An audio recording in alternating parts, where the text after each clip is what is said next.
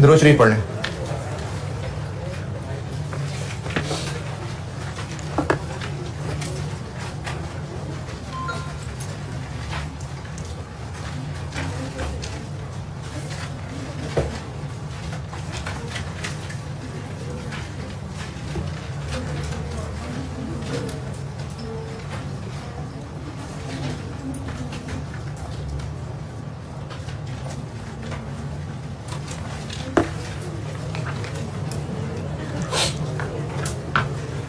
कल एक सवाल दिया था होमवर्क, क्वेश्चन नंबर 10। अगर किया है और कोई मसला है तो बताएं, अगर किया है और कुछ पूछना है तो पूछें। किया है, किसी को कोई मसला नहीं, क्योंकि ये इसी तरह की चीज तो मैंने कल बोर्ड पे सॉल्व कर ही दी थी। साफ और लॉस का कॉलम चल गया जिसमें अंडर चार्ज डेप्रिसिएशन नेट करते जाएं तो पता चल जाएगा कि किस हद तक लॉस रिवर्स हो सकता है। जी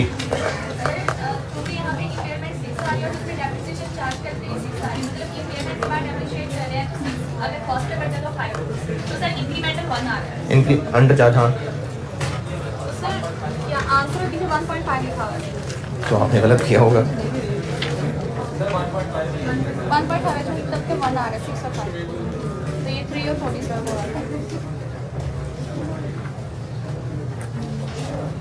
क्योंकि यहाँ भी सीखते हो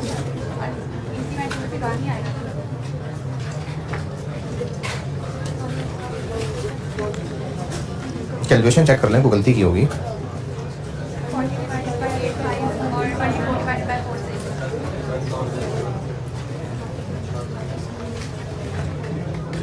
नहीं, एस्टीमेट भी तो चेंज है ना, एस्टीमेट चेंज नहीं है सर, इसमें चेंज है तो है ना चेंज, तो 5 से क्यों कंपेयर कर रहे हैं? ये कैसे निकाला? सर ये 6 और ये 5 तो गलत है ना, पहले साल से नहीं कंपेयर करना होता, उसी साल के कॉस्ट मॉडल से कंपेयर करना होता है, या फिर उसका तरीका बताया था कि आप इसको डिवाइड कर दें रिमेनिंग पे।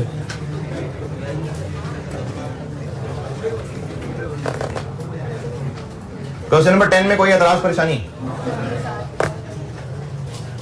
कुछ शक्लों को देख के मुझे यकीन नहीं आ रहा कि उन्होंने सवाल किया, इसलिए मैं तसल्ली के लिए पूछ रहा हूँ, किस किसने किया है?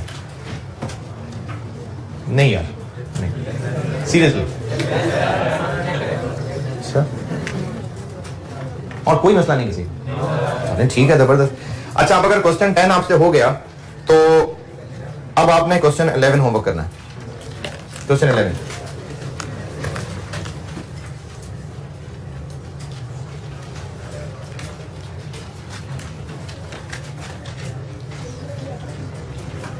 IS 20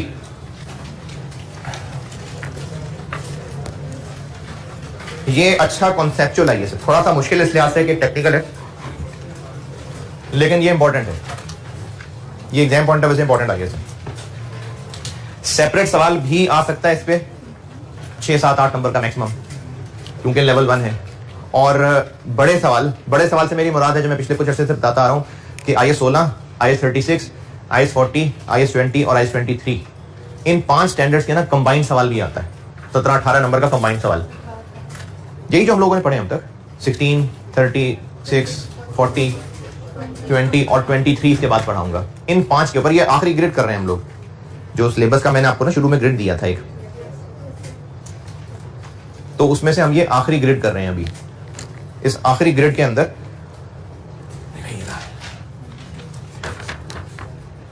ये 5 IS हैं आखिरी ग्रेड के अंदर, इसको मैंने शुरू किया हुआ है और ये 30 से 40 नंबर का ग्रेड है। तो इनमें से अलग अलग सवाल भी आ सकते हैं, जैसे IS 16 के ऊपर कभी सेपरेट सवाल भी आ चुका है, 2 दफा तो आ चुका है 18-18 नंबर का। और उसके अलावा बड़े सवाल में इन 5 IS में से या 2-3 IS मिला के भी वो बड़ा सवाल बन जाता है।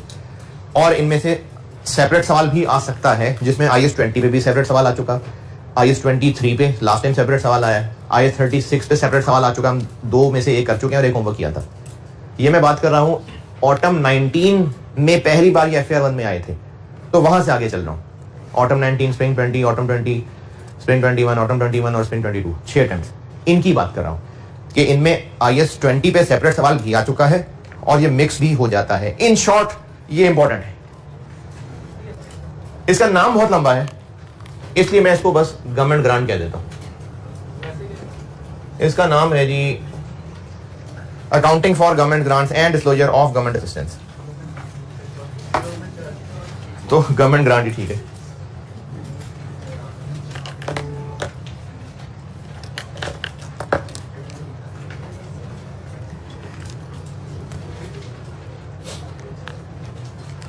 अच्छा, इसमें ना कुछ डेफिनेशंस हैं जरूरी, वो आपने करनी है याद। वो मैं आपको लिखवा भी देता हूं, लेकिन उनमें जरूरी नहीं कि मैं आपको कंप्लीट अभी समझा सकूं। हो सकता है कुछ पढ़ने के बाद ही समझा सकूं। जितना मैक्सिमम समझा सकता हूं वो भी कोशिश कर लेता हूं, लेकिन पहले मैं आपको इसमें कुछ डेफिनेशंस लिखवा रहा हूं। ये आपने याद भी करनी है, पूछी जा सकती हैं, 2-4 नंबर के थ्योरेटिकली पूछा जा सकता है। पहले कुछ डेफिनेशंस देखते हैं।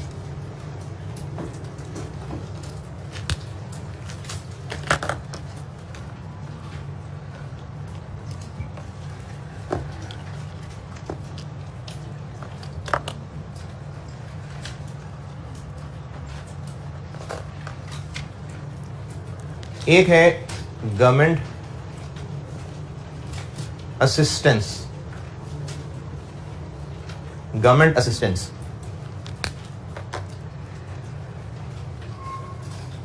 अच्छा, गवर्नमेंट का मतलब नहीं, गवर्नमेंट से क्या मुराद है? हाँ जी, इंपोर्टेड गवर्नमेंट मुराद है सर। गवर्नमेंट से क्या मुराद? गवर्नमेंट का मतलब है गवर्नमेंट के जो भी इदारे हैं, जैसे अगर नहीं ये तो वैसे चलो इदारे ना, बिजनेसेस का जिनसे राब्ता पड़ सकता है। जैसे अगर बिजनेसेस का टैक्स वालों से राब्ता पड़ रहा है, एफबीआर से, तो वो गवर्नमेंट है। अगर कोई बिजनेस की डीलिंग ऐसी है जिनका इंपोर्ट एक्सपोर्ट से ताल्लुक है और उन इंपोर्ट एक्सपोर्ट से रिलेटेड कोई इदारे हैं, उनका उस बिजनेस से रिलेशन बन रहा है, तो वो गवर्नमेंट है। तो गवर्नमेंट का मतलब है गवर्नमेंट के इदारे। गवर्नमेंट असिस्टेंस की अंग्रेजी लिखें पहले, फिर समझाता हूं ये क्या है।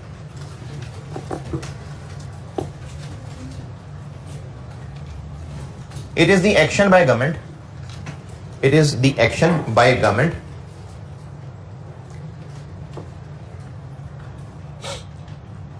डिजाइंड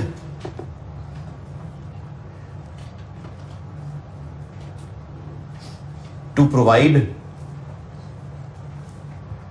रिपीट कर रहा हूं, it is the action by government designed to provide an economic benefit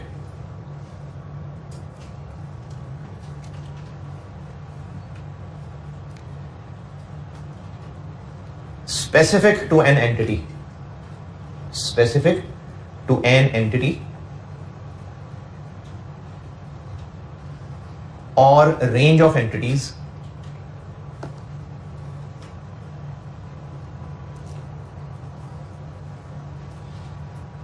qualifying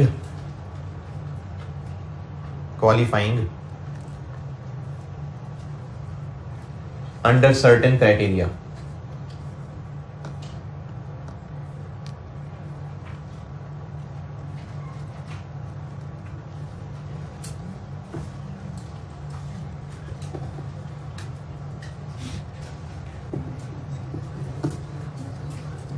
अंग्रेजी रिपीट कर रहा हूं, it is the action by government designed to provide an economic benefit specific to an entity or range of entities qualifying under certain criteria. यहां तक कि अंग्रेजी का क्या मतलब समझ आता है या कुछ भी समझ नहीं आता? नहीं, अंग्रेजी का तो मतलब समझ आएगा क्या? एंटिटी यानी कोई एक कंपनी और रेंज ऑफ एंटिटीज, ज्यादा सारी कंपनीज के लिए कोई क्राइटेरिया रखा होगा, और जो जो कंपनी उस क्राइटेरिया पे पूरी उतरी उसको कोई फायदा देना है गवर्नमेंट ने, तो ये फायदा गवर्नमेंट असिस्टेंस है। Is the action by government, government की तरफ से लिया जाने वाला एक्शन क्या? Design to provide an economic benefit, कोई फायदा पहुंचाना है किसको? टू एन एंटिटी और रेंज ऑफ एंटिटीज, लेकिन बिला वजह ऐसे ही तरस खा के नहीं। क्वालिफाइंग अंडर सर्टेन क्राइटेरिया, उनमें कोई क्राइटेरिया पूरा हो रहा होगा, इस वजह से गवर्नमेंट की तरफ से उनको बेनिफिट दिए जा रहे हैं। ये होती है गवर्नमेंट असिस्टेंस। अच्छा, अब इसकी मैं कुछ मिसालें आपको बताता हूं। गवर्नमेंट का एक डिपार्टमेंट वापडा, उन्होंने अपने वर्कर्स, अपने लाइनमैन के लिए यूनिफॉर्म्स सिलवाने थे। तो उन्होंने एक बिजनेस जो काम ही इनका यूनिफॉर्म वगैरह सीना था, उनको एक ऑर्डर दिया कि आपसे 20,000 यूनिफॉर्म सिलवाने हैं, और उन 20,000 यूनिफॉर्म सीने के लिए प्राइस तय हो गई 10 लाख रुपए। तो अब ये जो ज्यादा हो गए, चलो खैर है, आपने अपनी जेब पे थोड़ी देने, हमने 10 लाख रुपए तय हो गए। अब उन्होंने यूनिफॉर्म सी के डिलीवर कर दिए और 10 लाख रुपए ले लिए। ये गवर्नमेंट असिस्टेंस है? नहीं।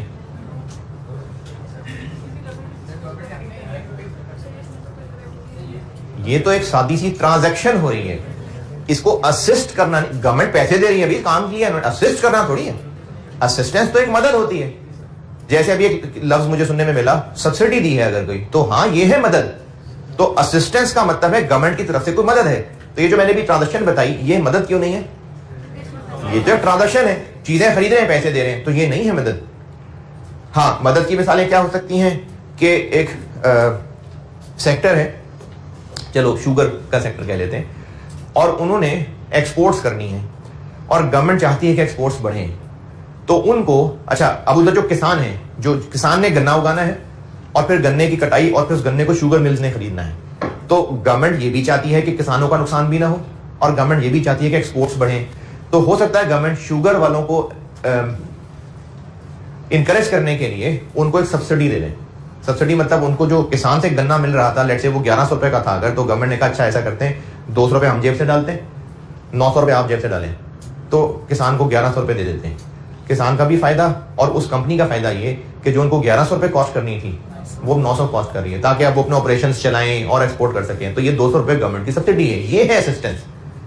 इसी तरह से एक बिजनेस बहुत बुरे हालात में चल रहा था, एक बिजनेस, एन एंटिटी, एक बिजनेस, और जिस इलाके में वो बिजनेस था, तो गवर्नमेंट चाहती थी कि उस इलाके के अंदर एम्प्लॉयमेंट रहे।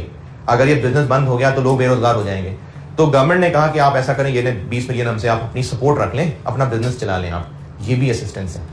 इसी तरह से गवर्नमेंट ने एक टीम बनाई, टीम ऑफ प्रोफेशनल्स, और वो कंपनीज जिनमें पोटेंशियल है लेकिन वहां इतने काबिल लोग नहीं हैं, पोटेंशियल से मुराद है उनके पास अच्छे प्रोडक्ट्स हैं और उन प्रोडक्ट्स की क्वालिटी और बेहतर करके एक्सपोर्ट किया जा सकता है। तो गवर्नमेंट ने प्रोफेशनल्स की टीम बनाई जो वहां जाते हैं, उनकी ट्रेनिंग करते हैं, उनको अच्छी चीजें सिखाते हैं। अब उससे प्रोडक्ट क्वालिटी बढ़ेगी और एक्सपोर्ट होगी, तो उनको ये असिस्टेंस देना, सपोर्ट देना, ये भी असिस्टेंस है। तो असिस्टेंस का मतलब है सपोर्ट। अब वो किसी एक एंटिटी को मिल रही है या उसी जैसी कोई मल्टीपल रेंज ऑफ एंटिटीज को मिल रही है, लेकिन जिसको सपोर्ट करना है उसका कोई क्राइटेरिया होगा। ये है गवर्नमेंट असिस्टेंस की डेफिनेशन। जी जी जी। अच्छा, इसमें एक चीज आप सवाल पूछने से पहले याद रखिएगा कि ये जो आईएएस हम पढ़ रहे हैं, ये आईएएस जिसको सपोर्ट मिल रही है उसने लगाना है, गवर्नमेंट नहीं लगाना। ठीक है, जिस कंपनी को सपोर्ट मिल रही है ना, उन्होंने ये आईएएस लगाना है। अब वो जिनको सपोर्ट मिल रही है, वो किसानों को सपोर्ट मिल रही है, तो किसानों ने थोड़ी IS-20 लगाना है। कोई कंपनी होगी जो अकाउंटिंग करती होगी, वो स्टैंडर्ड लगाती होगी, तो वो सवाल पूछिएगा जिसमें किसी कंपनी को सपोर्ट मिल रही है। नहीं, आम इंडिविजुअल्स है ना, तो वो तो आईएएस नहीं लगा रहे होंगे ना। हाँ जी, गवर्नमेंट असिस्टेंस। अच्छा, गवर्नमेंट असिस्टेंस के अंदर शामिल नहीं है, गवर्नमेंट असिस्टेंस के अंदर ही हूं मैं। इट डज नॉट इंक्लूड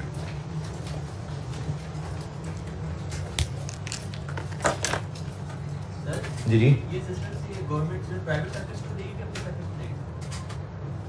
देखिए, जो गवर्नमेंट के सेक्टर होते हैं ना, यानी जैसे रेलवे है, गवर्नमेंट का इदारा है, तो अब गवर्नमेंट ने क्या किया, जो पूरी फेडरल गवर्नमेंट है, उन्होंने उस रेलवे के डिपार्टमेंट को सपोर्ट करने के लिए पैसे दे दिए।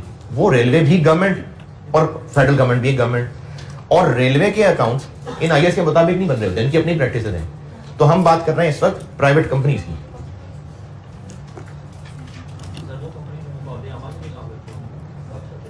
देखिए, अगर कोई भी कंपनी, चाहे वो बिजनेस कर रही है चाहे वो बिजनेस नहीं कर रही है, अगर उनकी अकाउंटिंग स्टैंडर्ड्स के मुताबिक होती है, अगर उन पे स्टैंडर्ड अप्लाई होते हैं, तो ठीक है, उनके ऊपर IS-20 लग रहा है।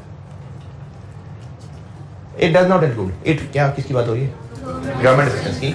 It does not include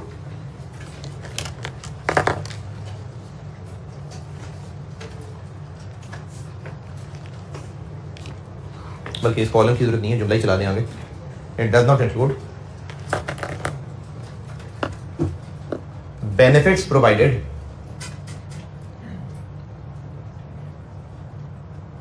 indirectly, benefits provided indirectly through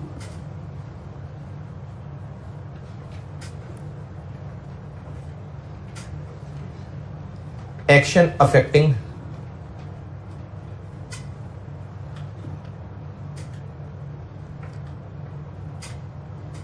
general trading conditions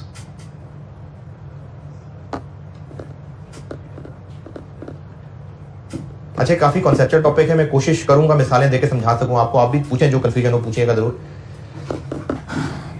मैंने कहा it does not include benefit provided indirectly through action affecting general trading conditions such as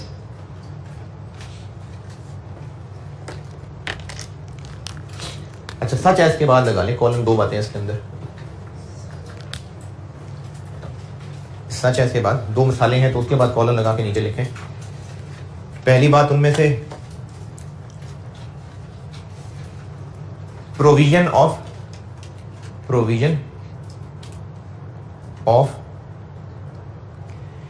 infrastructure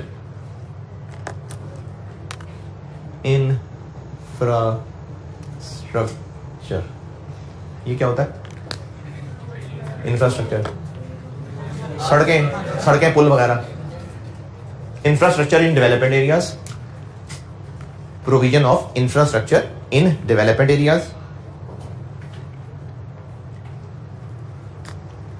ये सच है, इसके बाद चल रही है, ये सारी बात दोबारा सुने। इट डज, बल्कि उससे भी पहले मैंने कहा गवर्नमेंट असिस्टेंस की definition, it is the action by government designed to provide an economic benefit specific to an entity. ये वर्ड इंपॉर्टेंट है, स्पेसिफिक टू एन एंटिटी और range of entities qualifying under certain criteria. उसके बाद मैंने कहा it does not include, यानी assistance में क्या नहीं शामिल है, it does not include benefits provided indirectly. देखें जब स्पेसिफिक का वर्ड कहा जा रहा है तो वो तो डायरेक्ट ही होना चाहिए ना।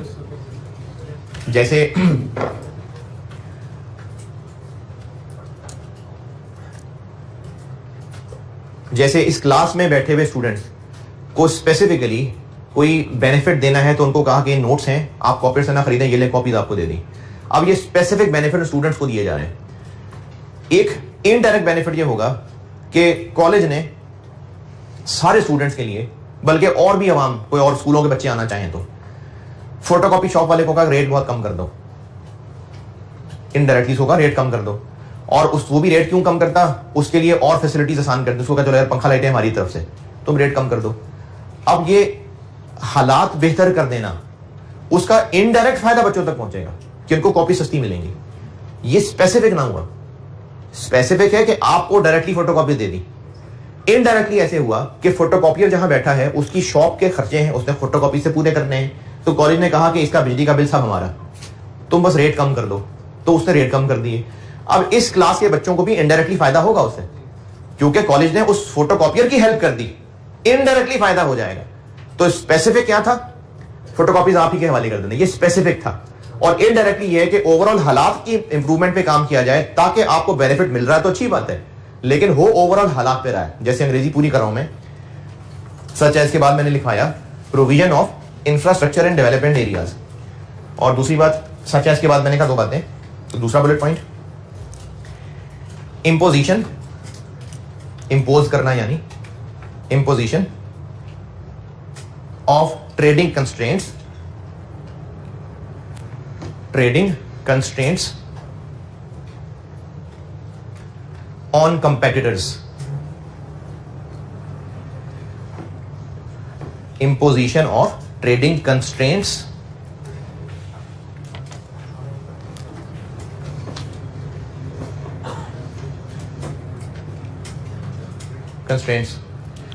trading constraints on competitors।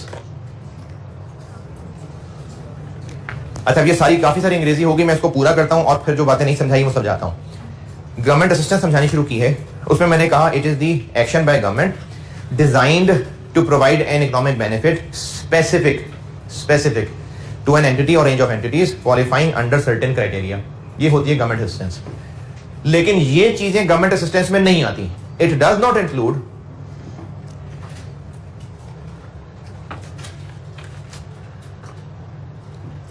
benefits provided indirectly through action affecting general trading conditions such as.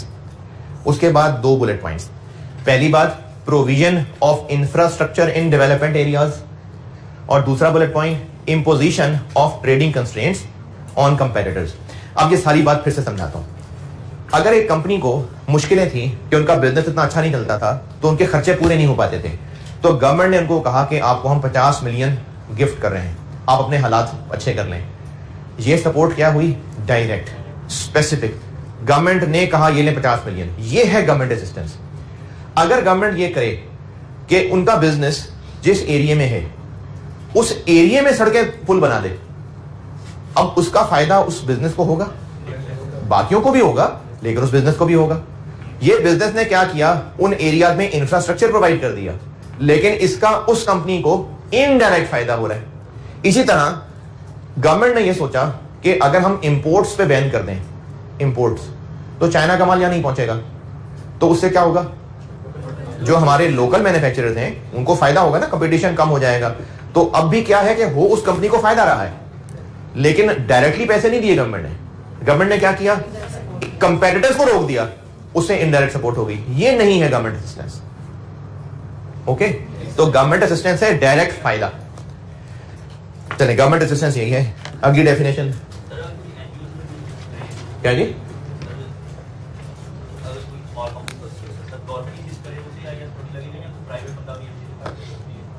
अच्छा, सवाल यह है कि अगर ये असिस्टेंस गवर्नमेंट दे तो IAS 20 में फॉल करेगी, या कोई और जो NGOs वगैरह होती हैं उनसे सपोर्ट मिले तो भी IAS लगेगा? इसमें प्रैक्टिकली देखना पड़ेगा कि वो जो NGOs हैं ये किसी कंपनी को क्यों सपोर्ट कर रहे होंगे. कंपनी, आप सोच रहे हैं छोटे मोटे दुकानदार, ठीक है, आपके ध्यान में शायद ये आ रहा है कि छोटे मोटे दुकानदार, उनका बिजनेस नहीं चल रहा. किसी इलाके में कुछ वर्कर्स हैं जिनमें है टैलेंट, स्किल है, लेकिन उनको समझ नहीं आ रही कि वो क्या करें, तो फिर NGOs उनका सपोर्ट के लिए पैसे दे देती हैं. वो जो आम इंडिविजुअल, जो छोटे मोटे दुकानदार हैं, वो कंपनी थोड़ी है जो IAS लगा रहे होंगे. बाकायदा लिमिटेड कंपनीज होती हैं और उनको NGO सपोर्ट कर रही होती है. नहीं, कारखाने लगाना जरूरी नहीं कि वो एक लिमिटेड कंपनी है.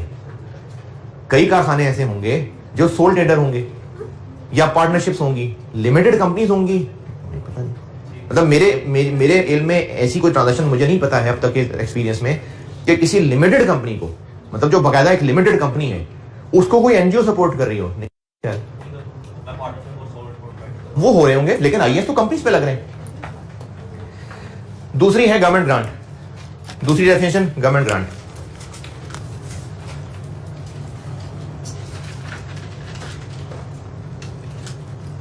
गवर्नमेंट ग्रांट ये है मेन चीज जिसके आगे फिर IAS में आगे बातें चलेंगी. गवर्नमेंट ग्रांट में लिखें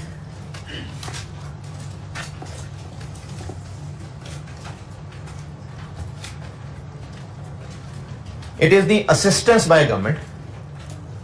It is the assistance by government. अच्छा, यहां तक से ये पता चल रहा है कि जो गवर्नमेंट ग्रांट है वो गवर्नमेंट असिस्टेंस है, यानी गवर्नमेंट ग्रांट गवर्नमेंट असिस्टेंस की एक टाइप है, कह रहे हैं. तो it is the assistance by government in the form of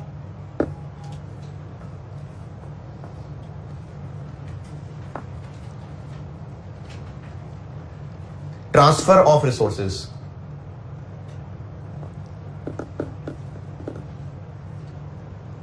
to an entity.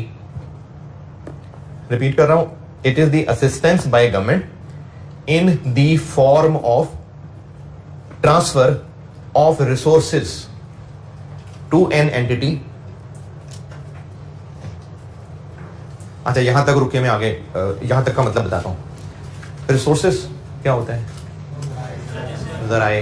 अच्छा, अगर इसको हम अकाउंटिंग की ज़बान में कहें तो रिसोर्सेज मतलब एसेट्स, क्योंकि एसेट्स, लायबिलिटीज, एक्सपेंसेस, इनकम, ये पढ़ाते हैं मैंने बताया था कि एसेट्स वो रिसोर्सेज होते हैं, रिसोर्सेज जिन पे कंट्रोल होता है उनसे फ्यूचर बेनिफिट्स मिलते हैं। तो रिसोर्स मतलब एसेट।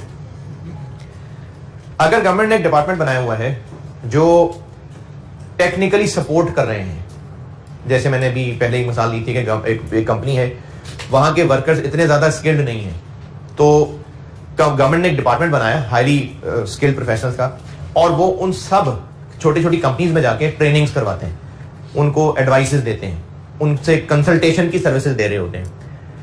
ये रिसोर्सेज को ट्रांसफर करना, मतलब इसमें कोई रिसोर्स ट्रांसफर हो रहा है? नहीं।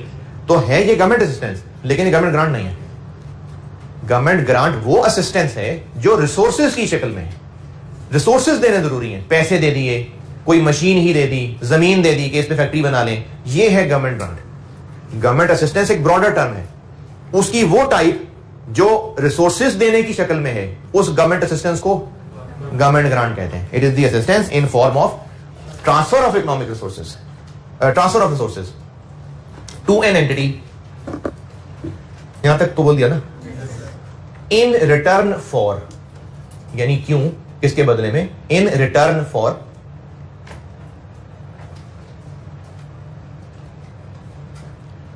पास्ट और फ्यूचर कंप्लायंस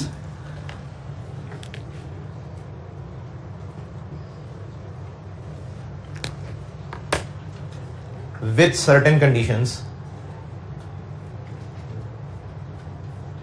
कंप्लायंस का मतलब है कुछ रूल्स को फॉलो करना ना, comply to comply with, compliance with certain conditions relating to the. अच्छा, ये आपने ये डेफिनेशन ना रट्टा भी लगाना है। हो सकता है आपको एक 3-4 नंबर का सवाल पूछ लिया जाए कि ये टर्म्स डिस्क्राइब करने क्या होती हैं, तो इसलिए याद भी करना है इनको। अच्छा, एक तो ये रट्टे वाली चीज भी थ्योरेटिकल पूछी जा सकती है। इसके अलावा ना कॉन्सेप्चुअल चीज आपसे थ्योरी में पूछी जा सकती है। जैसे इस दफा एक सवाल आया था कि IS 16 और IS 40 इनमें जो रिवैल्यूएशन मॉडल और फेयर वैल्यू मॉडल है, इनमें फर्क बता दें। अब ये रट्टा नहीं है, आपको रिवैल्यूएशन मॉडल भी आता है, आपको फेयर वैल्यू मॉडल भी आता है। उनमें जो जो फर्क आपको पता है वो आप अंग्रेजी में लिख लें। इसके लिए रट्टा कुछ नहीं था। अच्छा, आपसे अंग्रेजी ना स्पेलिंग्स ना ग्रामर, इनके ऊपर आपको पेनलाइज नहीं किया जाएगा। जैसी टूटी फूटी इंग्लिश आती है बस पहुंचा दें। जो कॉन्सेप्ट है वो सोचें उर्दू में। आप किसी को एक्सप्लेन करते तो क्या बताते, पूरा सोचें उर्दू में, उसको तोड़ तोड़ के इंग्लिश में ट्रांसलेट कर लें। तो कुछ थ्योरेटिकल सवाल होते हैं रट्टे वाले, चांसेस कम है, रट्टे के चांसेस कम होते हैं। हो सकता है आपको कहा जाए describe following terms, government assistance, government grant, तो फिर रट्टा होगा उगल दे पेज के ऊपर। कुछ थ्योरेटिकल सवाल होंगे जो जस्ट कॉन्सेप्ट पे बेस्ड होंगे, जैसे मैंने भी कहा 6 नंबर का सवाल था, ये मेरा ख्याल है 6 नंबर का सवाल था। IS 40 और IS 16 के रिवैल्यूएशन और फेयर वैल्यू में फर्क बताना था। तो जो रिवैल्यूएशन की अकाउंटिंग है और जो फेयर वैल्यू मॉडल की अकाउंटिंग है वो बता देंगे आप। इंग्लिश की राइटिंग अच्छी नहीं है, आपकी ग्रामर मिस्टेक्स हैं, बहुत ज्यादा स्पेलिंग मिस्टेक्स हैं, कोई मसला नहीं, बस समझ आना चाहिए दूसरे को। कहां तक लिखा? Relating to the operating activities of the entity, relating to the operating activities of the entity।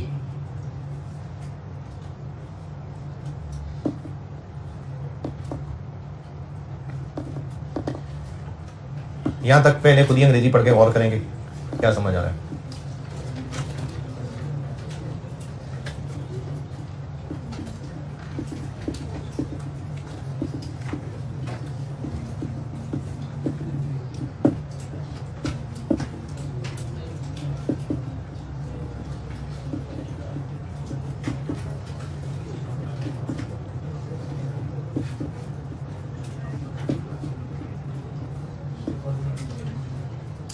यहां तक कि पहले अंग्रेजी रिपीट कर रहा हूं। अंग्रेजी ये है कि it is the assistance by government in form of transfer of resources to an entity in return for past और future compliance with certain conditions relating to the operating activities of the entity. Operating activities क्या लगता है नाम से? जो business का काम है, ऑपरेटिंग, जो बिजनेस की ऑपरेशन है। जैसे कॉलेज की ऑपरेटिंग एक्टिविटीज है स्टूडेंट्स को कोचिंग प्रोवाइड करना, एक टेक्सटाइल मिल है उसकी ऑपरेटिंग एक्टिविटीज है धागा बनाना, धागा बेचना। तो बिजनेस का जो मेन काम है वो उसकी ऑपरेटिंग एक्टिविटीज है। उनसे रिलेटेड कुछ कंडीशंस या तो वो पास्ट या फ्यूचर, उनका पूरा होना जरूरी है। इस बुनियाद पे इसके बदले इन रिटर्न फॉर एंटिटी को कुछ रिसोर्सेज मिल जाएं तो वो गवर्नमेंट ग्रांट है। जैसे गवर्नमेंट ने कहा कि आप बलूचिस्तान को हम डेवलप करना चाहते हैं तो आप जाएं वहां गवादर में, आपके यहाँ इतने सारे बिजनेस हैं पाकिस्तान में, आप गवादर में जाके फैक्ट्री बनाएं। तो उस कंपनी को इसमें इंकरेज करने के लिए गवर्नमेंट ने कहा कि जमीन हम आपको फ्री दे देते हैं। तो अब ये जो जमीन मिल रही है ये एक रिसोर्स है, और क्यों मिल रही है? इन return for compliance with future condition, कि आप वहां जाएंगे और फैक्ट्री बनाएंगे, ये नहीं कि होटल बना के आ जाएंगे, फैक्ट्री बनाएंगे। तो कुछ कंडीशंस जो पूरी करनी है इन रिटर्न फॉर, इनके बदले गवर्नमेंट जमीन दे रही है, ये गवर्नमेंट ग्रांट है। या हो सकता है गवर्नमेंट कहती है कि 200 मिलियन दे देते हैं आपको, तो आप वहां पर फैक्ट्री बनाएं। अब ये 200 मिलियन पार्टी करने के लिए दे रहे हैं, वहां फैक्ट्री बनाने के लिए दे रहे हैं। तो वो कंडीशंस हैं जिनको कंप्लाई विद करना है, इसलिए पैसे मिल रहे हैं। ये होती है government grant.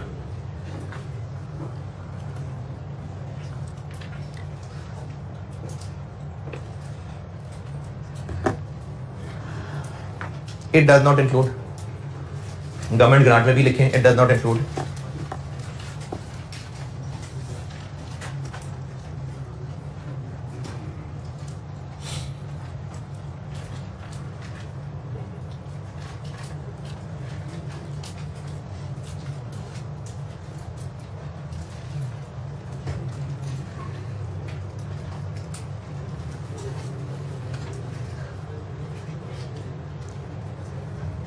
Does not include के बाद दो नुक्ते और इसके आगे फिर दो बुलेट पॉइंट है।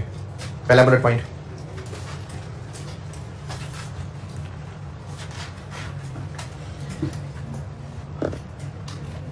those forms of government assistance, those forms of government assistance, यानी इस तरह की गवर्नमेंट असिस्टेंस, मैं आगे अंग्रेजी लिखवाता हूं, उस मिसाल पे आता हूं वापस।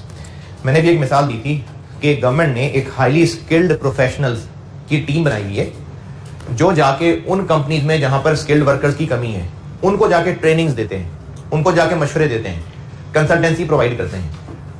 और इस कंसल्टेंसी प्रोवाइड करने में कोई रिसोर्सेज जा रहे हैं? नहीं। तो ये गवर्नमेंट ग्रांट नहीं है। अब मैं इसको और डिटेल करता हूं। अगर ऐसा होता कि इस तरह की सर्विसेज, ट्रेनिंग सर्विसेज प्राइवेटली भी अवेलेबल हुआ करती, जैसे आप स्टूडेंट्स टीचर से पढ़ने आ रहे हैं, अगर ये टीचर्स प्राइवेटली भी अवेलेबल हैं तो एक वैल्यू तो लग सकती है ना कि 20,000 रुपए का कोर्स है, 25,000 50,000 का कोर्स है, एक वैल्यू लग सकती है। अब गवर्नमेंट उन बिजनेसेस को यही सर्विसेज अपने लोगों से दिलवाना शुरू कर दे, वही जो सर्विस अवेलेबल है मार्केट में कि ये कोर्स होता है इस कंसल्टेंसी का, ये इंपोर्ट एक्सपोर्ट से रिलेटेड और 50,000 रुपए का कोर्स है, इसकी वैल्यू तो है ना। अगर गवर्नमेंट इस तरह की सर्विस प्रोवाइड कर दे मुफ्त में, अब ये है गवर्नमेंट ग्रांट। क्यों? क्योंकि जब गवर्नमेंट जमीन दे रही थी या जमीन खरीदने के पैसे दे देती तो एक ही बात, रिसोर्स दे दिया ना। तो ये ऐसे ही है कि गवर्नमेंट 50,000 रुपए दे देती कि जाओ वो सर्विस ले लो या वो सर्विस दे दे, तो ये सर्विस अब बन गई गवर्नमेंट ग्रांट। वो सर्विस जो सर्विस है, लग रहा है रिसोर्सेज नहीं है, लेकिन उनकी एक वैल्यू है। कैसे वैल्यू है? कि वो प्राइवेटली भी मिल जाया करती थी सर्विस, अब गवर्नमेंट ने वो फ्री सर्विस दे दी, तो हाँ ये है government grant. Those form of क्या? Those forms of government assistance which cannot, अच्छा अगर प्राइवेटली ये सर्विसेज अवेलेबल ना होती हो तो, यानी बस गवर्नमेंट ही सर्विस दे रही तो फिर वो गवर्नमेंट ग्रांट नहीं है। क्यों नहीं है? Which cannot reasonably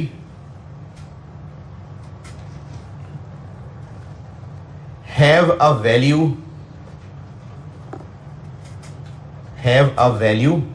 placed upon them,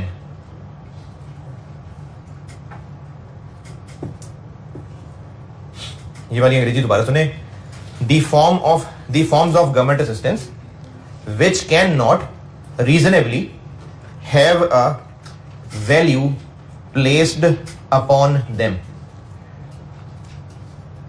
जो मैंने अभी सर्विसेज की मिसाल दी मशवरे देने की, अगर ये मशवरे, ये ट्रेनिंग्स प्राइवेटली भी अवेलेबल हैं और पता है 50,000 का कोर्स है, तो वो ट्रेनिंग अगर गवर्नमेंट मुफ्त में प्रोवाइड कर रही है तो कितनी वैल्यू की ट्रेनिंग है? वो 50,000 रुपए। तो वो ट्रेनिंग, वो सर्विस है गवर्नमेंट ग्रांट।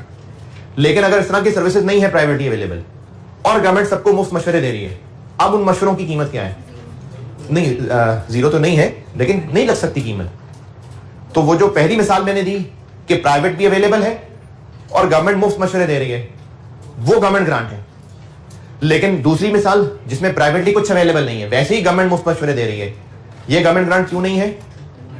क्योंकि इसकी कोई वैल्यू नहीं लग सकती। ये थी इस अंग्रेजी का मतलब। अब इस मिसाल के बाद इस अंग्रेजी को पढ़ लें कि उन फॉर्म्स में मिलने वाली गवर्नमेंट सपोर्ट जिसकी कोई वैल्यू नहीं लग सकती, तो वो नहीं है गवर्नमेंट ग्रांट। जी अब बोलिए। गवर्नमेंट चार्ज कर रही है लेकिन प्राइवेट सेक्टर से कम कर रही है, तो एक तरह से वो सब्सिडाइज रेट हो गया ना। तो वो जो सब्सिडी है, यानी प्राइवेट सेक्टर में 50,000 रुपए हैं, गवर्नमेंट उसको, अच्छा ये बात सब्सिडाइज, तो वो जो 10,000 की सब्सिडी है वो गवर्नमेंट ग्रांट। अच्छा, एक चीजें होती हैं कि वैसे ही जैसे गवर्नमेंट हॉस्पिटल में रेट कम होते हैं, ये जनरल ट्रांजैक्शंस हैं। गवर्नमेंट ग्रांट के लिए जरूरी है कि specific to an entity in return for some conditions, तो ये उसके हिसाब से देखना पड़ेगा। एक है कि गवर्नमेंट ने अपना स्कूल खोल लिया और प्राइवेट स्कूल भी हैं, वहां गवर्नमेंट की फीसेस कम है, ये तो नॉर्मल काम चल रहे हैं।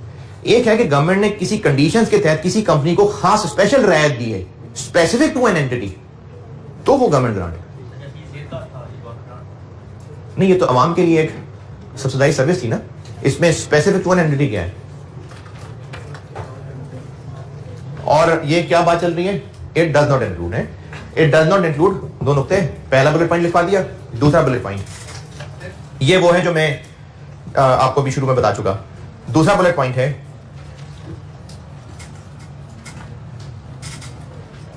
Normal trading transactions, normal trading transactions of entity,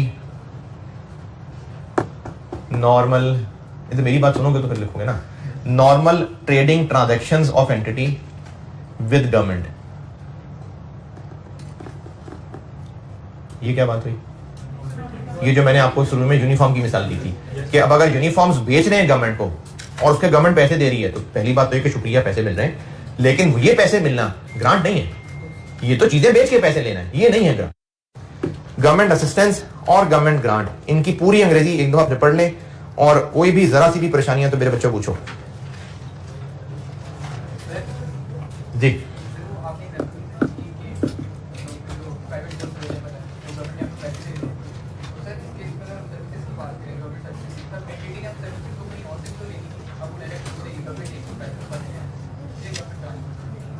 वो गवर्नमेंट ग्रांट क्यों नहीं है? देखें, सवाल यह है कि अगर कोई चीजें जो बाजार से मिलती हैं महंगी और गवर्नमेंट ने अपनी दुकान खोली हुई है, जैसे ये यूटिलिटी स्टोर्स का कॉन्सेप्ट है, वहां पे चीजें मिलती हैं सस्ती, तो ये गवर्नमेंट ग्रांट है। इसमें स्पेसिफिक टू एन एंटिटी वाली कोई बात नहीं है, बस गवर्नमेंट ने सस्ती दुकान खोल ली, बस। इसमें स्पेसिफिक टू एन एंटिटी क्या है?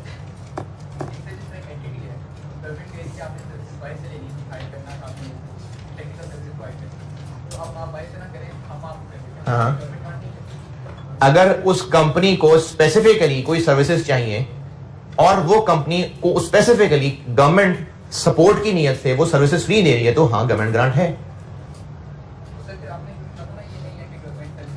मैंने इसको अभी एक्सप्लेन भी तो कर दिया ना। नहीं, क्या बोल रहे हैं शुरू में? हाँ, तो मैंने भी इसको दोबारा एक्सप्लेन किया ना।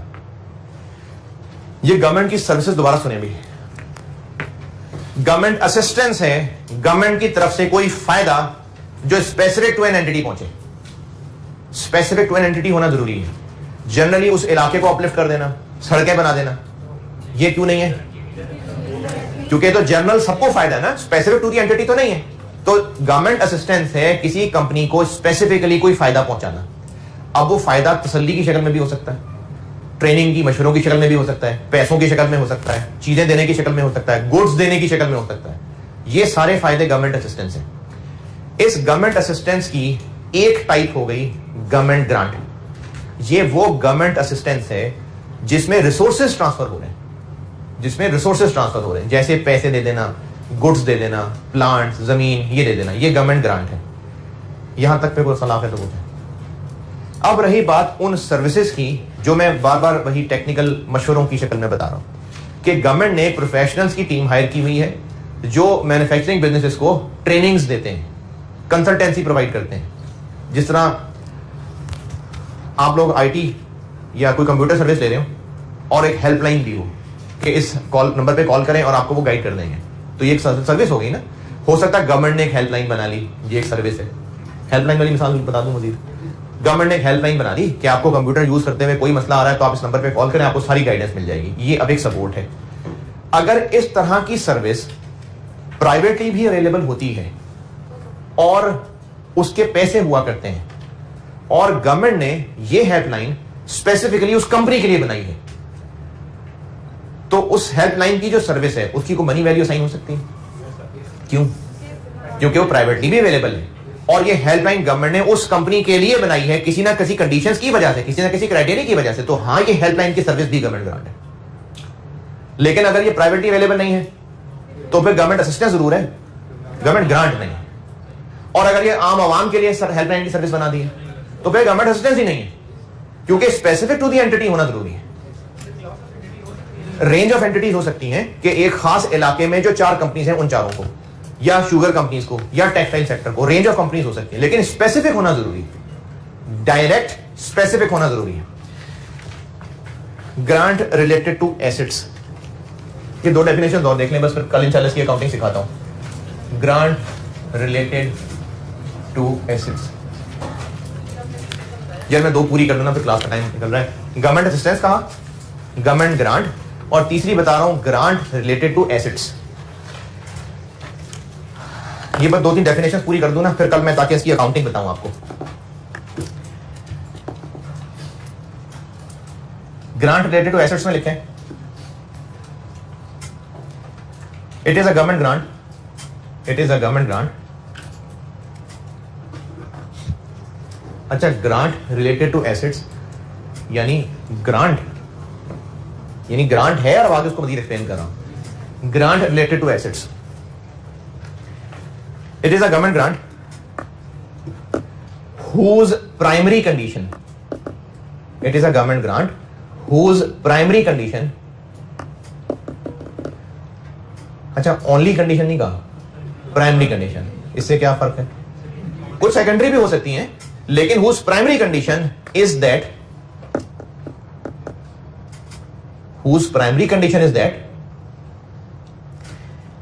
an entity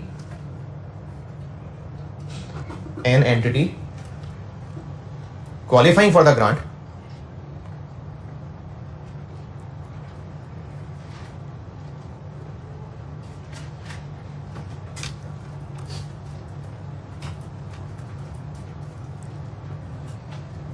should purchase,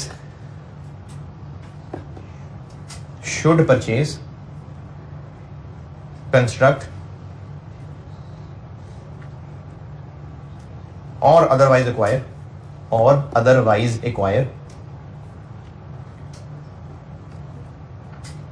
long term assets, दोबारा, it is a government grant whose primary condition is that an entity, कौन सी entity qualifying for the grant. अच्छा, क्या कंडीशन है?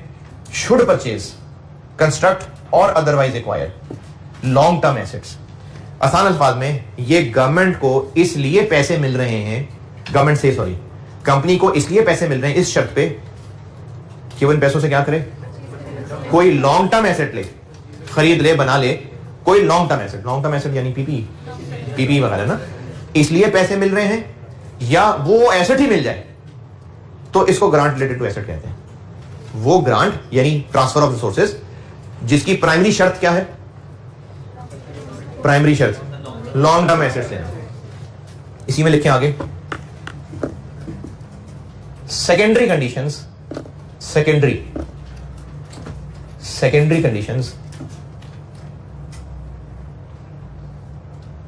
may also be attached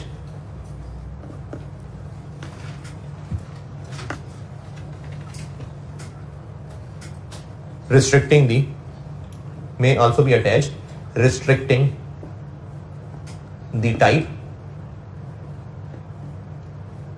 period or location of the asset। दोबारा, secondary condition में also be attached restricting, यानी restrict करते हुए क्या, टाइप, पीरियड और लोकेशन ऑफ एसेट। यानी मेन काम था कि आपने ग्वादर में फैक्ट्री बनानी है और जमीन खरीदनी है, ये ले पैसे। साथ एक सेकेंडरी कंडीशन हो सकती है कि आपने समुद्र के करीब वाले एरिया में जमीन खरीदनी है, ये एक सेकेंडरी चीज है। हो सकता है वहां महंगी मिले, कंपनी कहती है हाँ महंगी मिल रही है, चलो समुद्र से पीछे चले जाओ। मेन काम है जमीन खरीदना। सेकेंडरी है कि समुद्र के करीब हो, कम से कम 10 साल तक अपने पास रखें, ये सेकेंडरी चीजें हैं। बस ग्रांट रिलेटेड टू एसेट यही है। और चौथी डेफिनेशन लिखें, ग्रांट रिलेटेड टू इनकम, छोटी सी डेफिनेशन है, grant related to income, grant related to income. इसकी बड़ी ही आसान सी डेफिनेशन,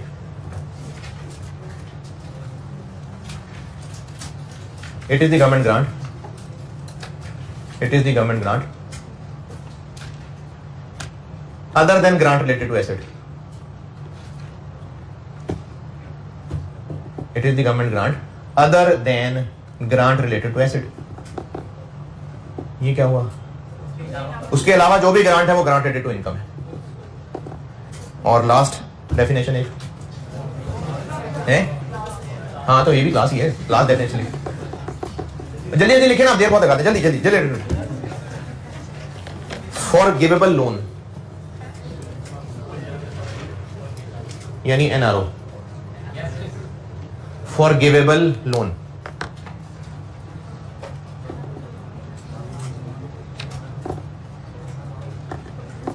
चलें जाएं, आपकी क्लास है, आप टेंशन में बैठ जाते हैं। ठीक है, अल्लाह हाफिज।